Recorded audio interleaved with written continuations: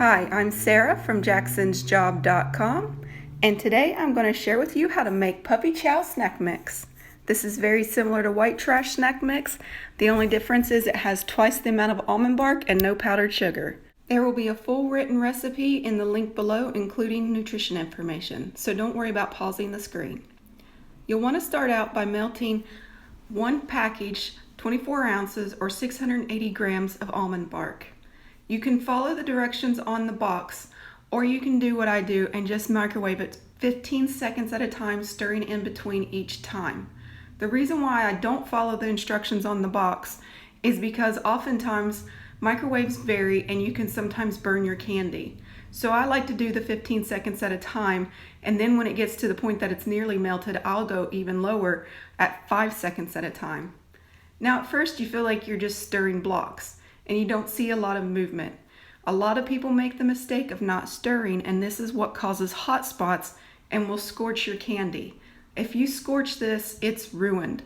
This is a fast thing to put together, but remember, don't rush melting your almond bark. This goes for candy melts, white chocolate, or white chocolate chips. All of them burn very easily, so go slow. If you prefer to use the stovetop, you'll need to put it on the lowest setting and stir it frequently until it's fully melted. You do not want to quit stirring at all, or you will burn it really quickly. Again, you burn this, there's no going back. So let's get started with the dry ingredients while this is microwaving. In a very large bowl, you'll want to add in 2 cups or 84 grams of pretzels, 3 cups or 120 grams of oat cereal, 3 cups or 120 grams of corn cereal, and finally 3 cups or 120 grams of rice cereal. What I like about this snack mix is you don't have to use these particular cereals. I like to use a mixture of different ones that are sugar-free, but you could use all rice, all corn. You could use rice, corn, and wheat, and you could even leave out the pretzels. As long as the total doesn't equal more than a pound or 11 cups, you can use whatever you like. Sometimes all I have is some oat cereal, so that's all I'll use. Now as you see, the almond bark is getting much more fluid and it's stirring very nicely. I will stir this continuously until it no longer will melt. Sometimes you'll think that it's not done, and it is done. And if you were to put it back in the microwave, once again, you'd burn it. And if you wondered why this is called puppy chow, just look at my dog Maggie. She is waiting so impatiently for this. She thinks this is for her. In truth, she probably could eat this because it doesn't have any chocolate in it, but it wouldn't be the best thing for her. I'll give her kibble later. But in the meantime, she keeps me a lot of company. As you can see, there are still a little bit that isn't melted. So I'm going to pop this back in the microwave, only this time I'm only going to do it for 5 seconds at a time and stir it. You do not want to overdo it at this point because it's very easy to burn. Take your time and stir a lot. It's better to have a little bit of chunks here and there than to burn this and ruin it and have to go out and get more. The whole purpose of making this is to make it on the cheap, so just take your time. As you can see, that 5 seconds is all that we needed. It is very fluid and it's ready to be poured over top of the cereals. Now if you don't have a very large bowl, you can easily break this recipe down into half, and it still makes a very sizable portion, about 1.5 pounds. In the beginning, you want to be very slow about stirring this. Go under and over until you get it well combined. You don't want to go really fast because if you do, you will fling cereal all over your countertop and all over your floor.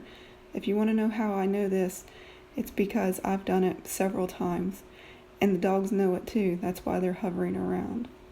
So just take your time. It'll take maybe about a minute to get it completely combined. It's kind of fun to do. It doesn't take a lot of effort. Once you get it mostly combined, that's when you can add in the nonpareils. They're also called hundreds and thousands if you can't find them. You don't need to put those on, but they are just a nice little decoration during the holidays. I like to use about 2 tablespoons worth or 10 grams. Alternately, you can also add these at the end after you've laid out the cereal onto a baking sheet. Now I like to get a baking sheet and line it with wax paper because this is very sticky as it dries and can stick even to non-stick surfaces. So that's just a really simple tip to get this removed easily.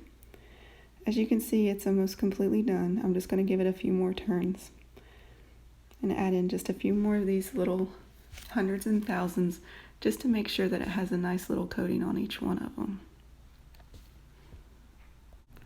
Okay, as you can see, this is really nicely combined and looks very pretty. It is ready to go. All you have to do is get your baking sheet over here and start spreading it out in an even layer. You could put it on 2 baking sheets and have it where it's a very thin layer and easier to break apart, or you can put it on 1 baking sheet and have chunks of it as it dries. I kind of like to make it where it's a nice decent handful as it dries when you break it apart. As you can see, it is very decorative, it's very pretty. It was so simple to make, and it's very tasty. Now, as an option you can do after you're done with this is put some salt on it. You want to spread it out in a thin layer and let it dry completely before you serve it or put it in an airtight container. This stuff will keep for up to a month. I also like to sprinkle on salt at the end, about a teaspoon or 5 grams. I think it makes it look very pretty, and the sweet salty combination is a wonderful thing. The hardest part of making this recipe is not eating it all yourself. If you enjoyed this recipe, go to jacksonsjob.com for more and be sure to subscribe for future recipes. Thank you and have a great day. Enjoy.